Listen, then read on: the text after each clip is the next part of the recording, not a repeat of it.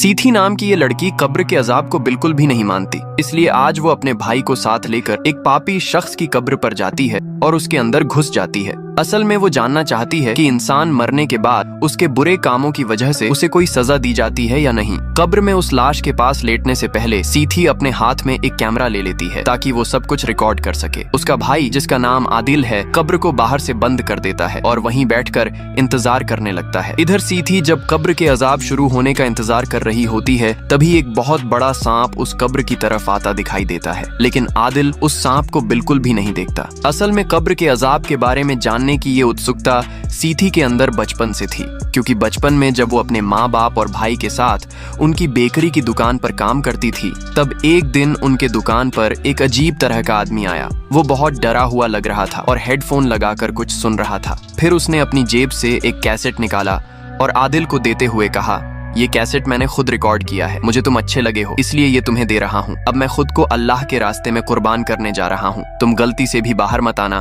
क्योंकि ये बहुत खतरनाक है। ऐसा कहकर वो बाहर चला गया। ठीक उसी वक्त दुकान के अंदर बैठा एक कस्टमर कैश से कुछ पैसे चुराकर भागने लगा। सीथी ने अपने माँ बाप को तुरंत बताया। वे दोनों उस चोर के पीछे दौड़ पड़े, लेकिन अचानक बाहर से एक भयानक आवाज आई और उनकी आंखों के सामने एक बड़ा विस्फोट हो गया। उस विस्फोट में कई लोग मारे गए, जिनमें सीथी और आदिल के माँ बाप भी शामिल थे। चूंकि विस्फोट के गवाह सीथी और आदिल थे, इसलिए पुलिस उन्हें थाने ले गई पूछताछ के लिए। लेकिन जब आदिल सब कुछ बताने लगा तो सीथी ने उसे चुप रहने को कहा। उसके बाद दोनों घर चले आए। असल में सीथी जानना चाहती थी कि उस कैसेट में क्या है, जिसकी वजह से एक इंसान ने खुद को और इतने सारे लोगों को मार डाला। घर आकर जब सीथी ने कैसेट प्ले किया तो उसमें से भयानक चीखें आने लगीं। ऐसा लग रहा था जैसे किसी को बहुत बुरी तरह टॉर्चर किया जा रहा हो। ठीक उसी वक्त एक भारी आवाज में कहा गया, अर्थात तुम्हारा रब कौन है। जब वो शख्स पहला जवाब नहीं दे पाया तो उसे और भी ज्यादा टॉर्चर किया गया। ये रिकॉर्डिंग सुनकर दोनों भाई बहन बहुत डर गए और समझ गए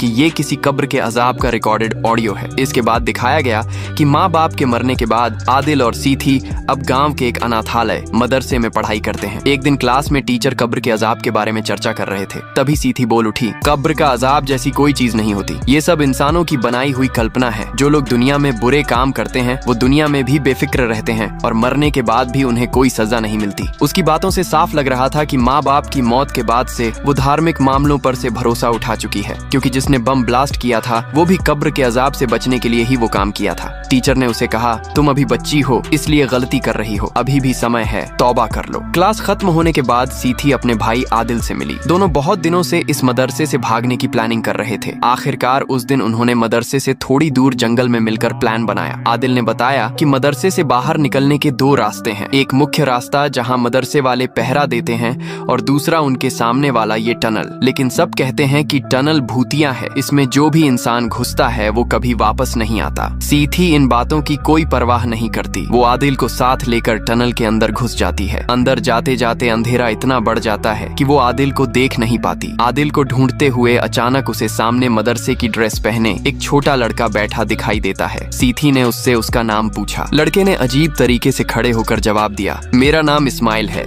लड़के के हाव भाव देखकर सीथी समझ गई कि ये कोई साधारण इंसान नहीं बल्कि कोई जिन्न या भूत है। डर के मारे वो उल्टा भागकर टनल से बाहर निकल आई। बाहर निकलकर देखा कि उसका भाई आदिल गांव वालों के साथ उसके इंतजार में खड़ा है। फिर दोनों को पकड़कर वापस अनाथालय भेज दिया गया। इसके बाद मदरसे की टीचर ह्यूमेरा सीथी को एक लाल रंग का हिजाब पहनाती है, क्योंकि मदरसे में कोई गलती करने पर उसे लाल हिजाब पहनाकर रखा जाता है ताकि सब समझ जाए कि उसने अपराध किया है। हिजाब पहनाते वक्त सीथी ने ह्यूमेरा मैडम से टनल में देखे उस इस्माइल नाम के लड़के के बारे में पूछा। नाम सुनते ही ह्यूमेरा हैरान हो गई और कुछ कहने जा रही थी कि तभी मदरसे की बड़ी मैडम आ गईं। एक दिन सुबह जब सीथी अपनी सहेलियों के साथ पढ़ने जा रही थी, तभी उसने मदरसे में एक काली गाड़ी आते देखी। ये वही शख्स था जो मदरसे का संस्थापक था और बीच बीच में आता रहता था। उसी रात क्लास में बैठे हुए सीथी ने खिड़की के बाहर मुख्य शिक्षिका और टीचर ह्यूमेरा की बातें सुनी। उन दोनों की बातों से सीथी समझ गई कि आज रात वो काला गाड़ी वाला आदमी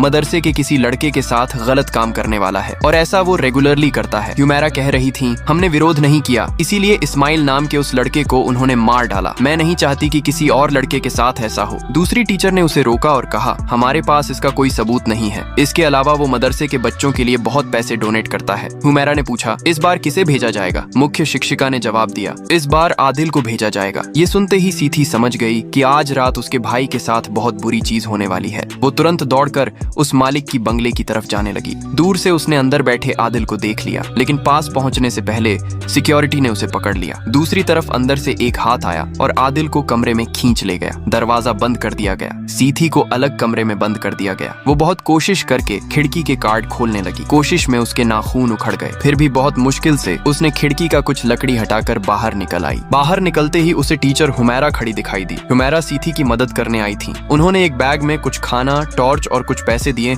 और कहा, यहाँ से भाग जाओ। भागते वक्त सीथी ने मालिक की गाड़ी आते देखी। उसमें उसका भाई आदिल भी था। ड्राइवर को कंफ्यूज करने के लिए उसने एक पत्थर फेंका। ड्राइवर गाड़ी रोककर बाहर निकला तो सीथी ने मौके का फायदा उठाकर अपने भाई को लेकर भाग ली। फिर उन्हें दोबारा उसी भूतिया टनल से ही बाहर जाना पड़ा। टनल में जाते वक्त आदिल किसी घोर में था। जो कुछ उसके साथ हुआ था वो किसी भी बच्चे को मानसिक रूप से तोड़ सकता था। अंधेरे में आगे बढ़ते हुए अचानक सीथी को फिर आदिल दिखाई नहीं दिया। उसके सामने फिर इस्माइल की आत्मा आ गई। डर के मारे वो आदिल को ढूंढने लगी। आदिल खुद डर के मारे दोनों कान बंद करके बैठा था। सीथी उसे लेकर टनल के दूसरे छोर से बाहर निकलने की कोशिश करने लगी। काफी दूर भागने के बाद उन्हें रोशनी दिखाई दी। ऐसा लग रहा था जैसे वो अंधेरे दुनिया से रोशनी में आ गए हों। इसके बाद कई साल बीत गए। सीथी और आदिल दोनों अब बड़े हो चुके हैं। सीथी अब एक वृद्धाश्रम में नर्स है और आदिल मुर्दों को गुस्ल कराने से लेकर कब्र तक का सारा काम करता है। चलो इस वृद्धाश्रम के कुछ लोगों से मिलते हैं, क्योंकि ये गल्फ से गहराई से जुड़े हैं। यहाँ एक अंधी महिला थी जिसका नाम जुईता था। वो कहती थी कि वो मृत लोगों से बात कर सकती है। यहाँ एक बुजुर्ग दंपति भी थे जिन्हें मिस्टर नानी और मिसेस नानी कहते थे। वो दोनों यहाँ रोमांटिक कपल थे। इसके अलावा लानी नाम की एक जवान नर्स भी थी और एक बुजुर्ग था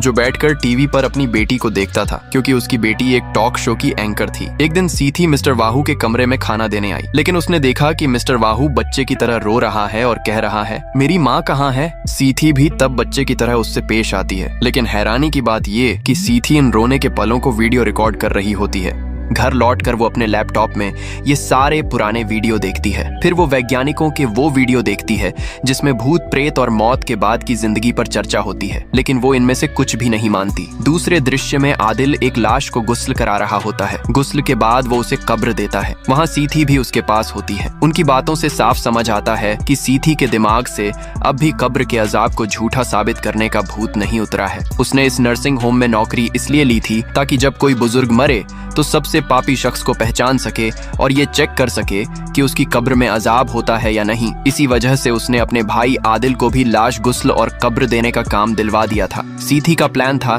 कि वो किसी भी तरह ये साबित करेगी कि कब्र का अजाब जैसी कोई चीज नहीं होती। आदिल ने कहा, ये सब बहुत ज्यादा हो रहा है। तुमने खुद इतनी कब्रें देख ली, उनमें भी कोई अजाब नहीं हुआ। अब तो सबको बता दो। सीथी बोली, इस तरह बताने से कोई नहीं मानेगा। हमें इसके पक्ष में सबूत जुटाना होगा। आदिल ने पूछा, टनल में इस्माइल को तुमने अपनी आंखों से देखा था, क्या अब उसे भी हेलुसिनेशन कहोगी? सीथी ने कहा, शायद वो हमारा हेलुसिनेशन ही था। रात को जब आदिल घर लौटा तो उसकी पत्नी लाला ने उसे घर से बाहर निकाल दिया, क्योंकि आदिल हमेशा अपनी काम और सीथी के अजीब कामों में व्यस्त रहता था। वो अपनी पत्नी को समय नहीं दे पाता था, इसलिए उसकी पत्नी ने उसे तलाक देने को कहा और उसका बैग बाहर फेंक दिया। बेचारा आदिल समझ गया कि उसने अपनी पत्नी के साथ अन्याय किया है। बिना ज्यादा कुछ कहे वो बैग उठाकर चला गया। दूसरी तरफ सीथी मिस्टर वाहू के कमरे में गई। बातों के दौरान वाहू ने कबूल किया कि उसने सीथी के गाँव के अनाथालय के 50 से ज्यादा बच्चों का यौन शोषण किया है। असल में वाहू वही मदरसे का मालिक था जिसने उस रात आदिल के साथ भी बुरी हरकत की थी। सीथी ने कहा, मैं असल में ये देखना चाहती हूँ कि तुम्हारी कब्र में अजाब होता है या नहीं। उसके बाद ही मैं फैसला करूंगी कि मौत के बाद की जिंदगी है या नहीं। ये सारी बातें बाहर खड़े आदिल ने सुन ली। वो अंदर आया और वाहू को देखकर अपना गुस्सा कंट्रोल नहीं कर पाया। जिस शख्स ने उसके बचपन को दुह स्वप्न बना दिया था, उसे कैसे छोड़ दे? आदिल ने वाहू का गला दबाकर मारने लगा। सीथी बार बार उसे छोड़ने को कह रही थी, क्योंकि वो चाहती थी कि अगर कब्र का अजाब सच है तो वो अपनी सजा कब्र में ही पाए। लेकिन आदिल बचपन के उस सदमे की वजह से मानसिक रूप से इतना परेशान था कि वो अपनी करियर और फैमिली पर ध्यान नहीं दे पा रहा था। अचानक वाहू ने अपने ड्रॉर से बंदूक निकाली और खुद के मुंह में डालकर गोली मार ली। वो तुरंत मर गया। गोली की आवाज सुनकर आश्रम के बाकी लोग वहाँ आ गए। वाहू के परिवार ने उसकी मौत को पब्लिक नहीं करना चाहा, इसलिए उसी रात उसे दफन करने का फैसला हुआ। बाध्य होकर आदिल को ही उसकी लाश गुस्ल करानी पड़ी। बहुत नफरत और अफसोस के साथ आदिल लाश को गुस्ल कर रहा था। नफरत इतनी ज्यादा थी कि वो उल्टी कर दी। अगले दिन सीथी और आदिल को वाहू की कब्र के पास देखा गया। सीथी का मकसद था कि वो कब्र का अजाब अपनी आंखों से देखेगी और रिकॉर्ड करके पूरी दुनिया को दिखाएगी कि कब्र का अजाब जैसी कोई चीज नहीं है। वो वाहू की लाश के पास कब्र में लेट गई। आदिल ने कब्र को ऊपर से ढक दिया। सीथी ने अपना कैमरा ऑन किया और कब्र के अजाब का इंतजार करने लगी। कब्र के अंदर एक छोटा सा छेद था ताकि कोई खतरा हो तो सीथी अपने भाई को मदद के लिए पुकार सके। सीथी ने उस छेद से कुछ कीड़े आते देखे। बाहर आदिल को एक सांप दिखाई दिया। पूरी रात कुछ खास नहीं हुआ। सुबह होते ही सीथी बाहर निकल आई और अब वो पूरी तरह यकीन कर चुकी थी कि कब्र का अजाब जैसी कोई चीज नहीं होती। फिर वो आश्रम में उस बुजुर्ग के पास गई जिसकी बेटी टीवी शो की एंकर थी और उससे रिक्वेस्ट की कि वो अपनी बेटी से कहे ताकि सीथी को शो में बोलने का मौका मिले। बुजुर्ग ने अपनी बेटी को बताया और सीथी को शो में बुलवा दिया गया। शो में आकर सीथी ने अपनी जिंदगी की कहानी बतानी शुरू की। पहले उसने सुसाइड बॉम्बर की बात बताई जिसने शहीद बनने के लिए आत्मघाती हमला किया था, जिसकी वजह से उसके माँ बाप मारे गए। फिर मिस्टर वाहू की बात बताई कि वो दिन में सबकी मदद करके अच्छा बनता था लेकिन रात को अंधेरे में बच्चों का शोषण करता था। उसके अनुसार कब्र का अजाब एक गलत धारणा है। अगर ये सच होता तो मिस्टर वाहू जैसे शख्स की कब्र में जरूर अजाब होता, लेकिन कुछ भी नहीं हुआ। इसके सबूत के रूप में उसने अपना वीडियो फुटेज दिखाने की कोशिश की, लेकिन जब फुटेज ऑन किया गया तो उसमें कुछ भी नहीं था। सीथी बहुत गुस्सा हो गई और शो के मैनेजर से झगड़ने लगी। बोली, जरूर वाहू के बच्चे बच्चियों ने तुम्हें पैसे दिए हैं इसलिए तुमने फुटेज बदल दिया। थोड़ी देर बाद उसे अपनी गलती समझ आई। फुटेज आदिल ने बदल दिया था। शो से लौटकर सीथी आदिल से बहुत कुछ कहने लगी। बार बार कहती रही, इस एक्सपेरिमेंट के लिए मैंने कितने साल इंतजार किया था। तुम्हारी वजह से आखिर में सब बर्बाद हो गया। पहले तो आदिल चुप रहा, फिर उसने अपनी बहन के खिलाफ मुंह खोल दिया। बोला, तुम्हारी वजह से आज मैं भी नास्तिकों की कतार में खड़ा हूँ। उस दिन अगर तुम चोर के पैसे चोरी करने की बात माँ बाप को न बताती तो आज वो जिंदा होते। तुम यहाँ बुजुर्गों की सेवा कर रही हो, ये सिर्फ दिखावे के लिए है। तुमने अपने स्वार्थ के अलावा आज तक कुछ नहीं किया। जिंदगी भर तुमने अपनी जिद पूरी करने के लिए मुझे भी इस्तेमाल किया है। ऐसा कहकर आदिल वहाँ से चला गया। भाई की इतनी कड़ी बातें सुनकर सीथी को बहुत दुख हुआ। वो अपने कमरे में आई और माँ बाप की तस्वीर को सीने से लगाकर रोने लगी। अचानक उसे वाहू के कमरे से आवाज आई। कोई उसका नाम लेकर पुकार रहा था। जब वो चेक करने गई तो वहाँ कुछ असामान्य साए देखे। उसे समझ नहीं आ रहा था कि उसके साथ क्या हो रहा है। तभी वहाँ रोमांटिक कपल की मिसेज नानी आ गई। उन्होंने सीथी को बताया कि उनके पति ने उन्हें धोखा दिया है। इतने सालों के रिश्ते में पहली बार उनके पति किसी और लड़की के साथ घनिष्ठ हो गए। सीथी ने पहले तो यकीन नहीं किया, लेकिन जब चेक करने गई तो अपनी आंखों से देख लिया। मिस्टर नानी उस जवान नर्स लानी के साथ समय बिता रहे थे। मिसेज नानी बार बार कह रही थी कि वो अब अपने पति के साथ नहीं रहेंगी। सीथी ने उन्हें किसी तरह शांत करके मिस्टर वाहू के कमरे में ले आई, लेकिन मिस्टर नानी ने सीथी से कहा, इसे अकेला मत छोड़ना। अकेला रहने पर ये उल्टा सीधा काम करती है। मिसेज नानी को दूसरे कमरे में छोड़कर आने के बाद उन्होंने अपने कपड़ों में पेशाब कर दिया, इसलिए उन्होंने ड्रेस बदलकर उसे वॉशिंग मशीन में धोने के लिए डाला।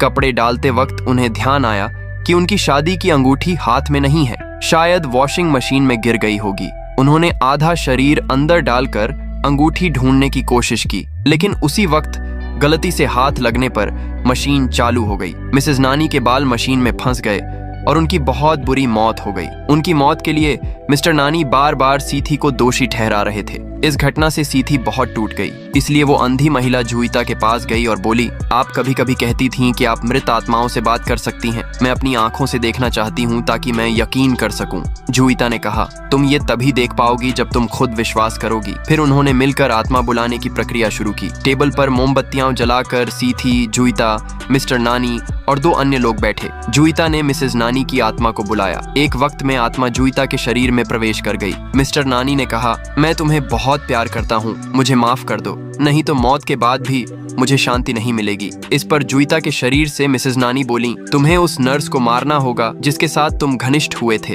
वरना मौत के बाद भी तुमसे मेरी मुलाकात नहीं होगी। ये सुनकर सीथी बोली, नहीं, ये बिल्कुल सही नहीं है। तभी वहाँ बैठे सब लोग अजीब तरीके से सीथी की तरफ देखते हुए कहने लगे, तुम्हें विश्वास करना होगा सीथी, तुम्हें विश्वास करना होगा। अचानक सीथी ने अपने पास मिसेज नानी को बैठे देखा। डर के मारे वो खिड़की खोलकर कमरे का माहौल सामान्य कर दिया और सबको कहा कि अब लंच टाइम हो गया है। सब उठकर चले गए। इसके बाद आदिल को दिखाया गया। वो एक लाश को गुस्ल करा रहा था। तभी उसके साथ कुछ अजीब घटनाएं होने लगी। मॉर्ग में एक लॉकर से अजीब आवाज आ रही थी। जब आदिल ने उसे खोलने की कोशिश की तो अंदर किसी को नहीं देखा। अचानक पीछे से किसी ने धक्का देकर उसे लॉकर के अंदर डाल दिया और बाहर से दरवाजा बंद हो गया। आदिल ने देखा कि जिस लाश को वो गुस्ल करा रहा था वो उठकर खड़ी हो गई है और चल रही है। सीथी भी आश्रम में लानी के साथ काम कर रही थी। लानी कह रही थी कि बचपन से किसी ने उसे प्यार नहीं किया, लेकिन मिस्टर नानी ने उसे महत्व दिया था, इसलिए वो मिस्टर नानी की तरफ आकर्षित हो गई थी। तभी अचानक पीछे से मिस्टर नानी ने उस पर हमला कर दिया। सीथी ने लानी को बचाने के लिए दूसरे कमरे में ले जाया, लेकिन वहाँ भी सुरक्षा नहीं हो सकी। एक और बुजुर्ग आया और नर्स लानी को छुरा मार दिया। मरने से पहले लानी ने सीथी से कहा, इस जिंदगी की असल में कोई कीमत नहीं है, और खुद को और कई बार छुरा मारकर मर गई। जिस बुजुर्ग ने लानी को मारा था, सीथी ने उससे पूछा, तुमने ऐसा क्यों किया? उसने कहा, कब्र का अजाब सच है, मैं एक पापी हूँ, इसलिए मैंने उसे मारा। अब मेरी कब्र का अजाब कम हो जाएगा। सीथी ने पूछा, तुम्हें ये कहाँ से पता चला? उसने हाथ से टीवी रूम की तरफ इशारा किया। वहाँ जाकर सीथी ने देखा कि हर चैनल पर सिर्फ कब्र के अजाब की खबरें चल रही हैं। बहुत से लोग दावा कर रहे हैं कि उन्होंने कब्र का अजाब रिकॉर्ड किया है और अपनी कब्र का अजाब कम करने के लिए जो जिसे मिल रहा है उसे मार रहे हैं। ये सब सीथी के उस इंटरव्यू के बाद शुरू हुआ था। सीथी खुद भी ये सब समझ रही थी। मिस जुईता ने उसे कहा, ये दुनिया तुम्हारे कारण ही बदल गई है। फिर सीथी अकेली मिस्टर वाहू की कब्र के पास गई और कब्र के चारों तरफ घूमने लगी। घूमते घूमते अचानक वो कब्र के अंदर गिर गई। कब्र ने चारों तरफ से उसे दबाना शुरू कर दिया। सीथी ने खुद को बचाने के लिए हाथ से मिट्टी खोदना शुरू किया। खोदते खोदते वो बचपन वाले टनल में पहुंच गई। थोड़ी दूर जाने पर उसे उनकी बेकरी में घुसने का एक दरवाजा दिखाई दिया, लेकिन सब कुछ सामान्य दुनिया से बहुत अलग था। अंदर घुसने पर उसने फिर वही चोर को देखा जो कैश से पैसे ले रहा था। स्वाभाविक रूप से उसने चोर का हाथ पकड़ लिया, लेकिन फिर कुछ सोचकर उसे जाने दिया। ये देखकर बाहर खड़े उसके माँ बाप की आत्माएं शांति पा गईं। सीथी समझ गई कि किसी की मौत जैसी लिखी होती है वैसी ही होती है, वो चाहे भी तो बदल नहीं सकती। उसने अपनी गलतियां समझना शुरू किया। समझ गई कि कब्र के अजाब को झूठा साबित करने के चक्कर में उसने अपनी पूरी जिंदगी बर्बाद कर दी। फिर उसे फिर इस्माइल दिखाई दिया। इस्माइल उससे मदद मांग रहा था। असल में इस्माइल मरने के बाद भी वाहू की पाशविकता से बाहर नहीं निकल पा रहा था। सीथी ने इस्माइल का हाथ पकड़कर टनल से कूद लिया। इससे इस्माइल की आत्मा मुक्त हो गई और सीथी खुद को फिर वाहू की कब्र में उसकी लाश के पास पाती है। ये देखकर समझ आया कि ये उसी दिन का दृश्य है जब वाहू को कब्र दी गई थी, यानी सीथी कभी वहाँ से बाहर नहीं निकली थी। वो इंतजार करते करते सो गई थी और जो कुछ भी उसने देखा वो सब उसका सपना था। ये समझकर सीथी ने ऊपर देखा। कब्र के उस छेद से जहाँ पहले कीड़े आ रहे थे, अब एक सांप अंदर घुस रहा था। सांप सीथी की तरफ नहीं देखा, सीधा वाहू के मुंह में घुस गया। फिर वाहू की लाश उठकर बैठ गई और उसका कब्र का सवाल जवाब शुरू हो गया। लेकिन दुनिया में रहते हुए वाहू ने सिर्फ पाप ही किए थे और वो ईमान के साथ नहीं मरा था, इसलिए वो कोई सवाल का जवाब नहीं दे पाया। तुरंत उसके मुंह को कुचल दिया गया, फिर मुंह ठीक हो गया, फिर कुचला गया। इस तरह कई बार हुआ। फिर वो सांप उसके मुंह से बाहर निकला और भयानक रूप धारण कर लिया। उसे कई बार मारने लगा। साथ ही एक भयानक चेहरा बार बार वाहू के मुंह के सामने आकर उसे डांटने लगा। ये सब देखकर सीथी डर के मारे बार बार अल्लाह से मदद मांगने लगी। समझ गई कि उसने जिंदगी में कितनी बड़ी गलती की है। वो माफी मांगने के लिए इस्तिगफार पढ़ना चाहती थी, लेकिन ठीक से पढ़ नहीं पा रही थी। तभी कोई गैबी आवाज उसके कान में आई और वो पूरा इस्तिगफार पढ़कर खत्म कर पाई। लेकिन मिस्टर वाहू का अजाब अभी भी चल रहा था। कब्र चारों तरफ से छोटी होकर उसे दबाने लगी। सीथी सोच रही थी कि शायद यही उसका आखिरी दिन है। तभी आदिल ने ऊपर से कब्र की लकड़ी हटाकर उसे बाहर निकाल लिया। आदिल की हालत भी अच्छी नहीं थी। दोनों भाई बहन वहाँ से भागने की कोशिश करने लगे। सीथी बार बार कह रही थी, हमें किसी भी तरह बचना होगा। तभी आदिल बीमार होकर जमीन पर गिर गया। सीथी को अपने कान में एक भारी आवाज सुनाई दी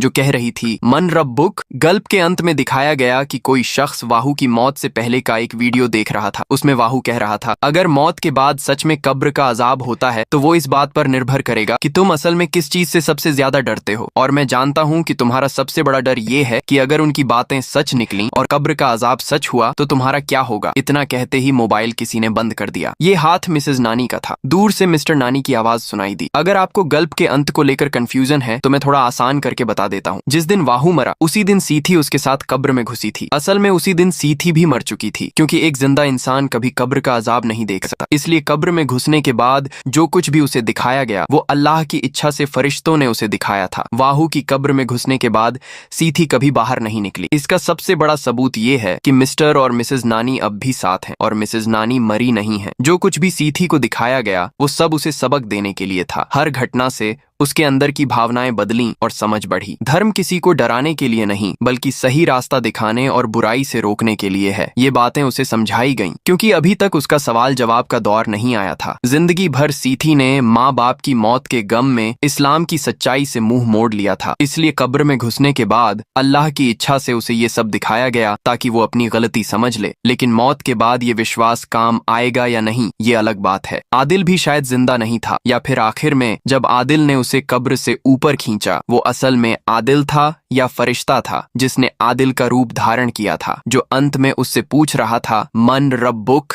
आज की इस कहानी को सिर्फ एक मूवी की तरह देखें। इसे इस्लाम के संवेदनशील पहलुओं या किसी अन्य दृष्टिकोण से मिलाने की कोशिश न करें, क्योंकि मूवी में दिखाई गई हर चीज काल्पनिक है, जिसका वास्तविक इस्लाम से कोई मेल नहीं है। तो आज के लिए बस इतना ही। अगले किसी वीडियो में नई कहानी के साथ मिलेंगे।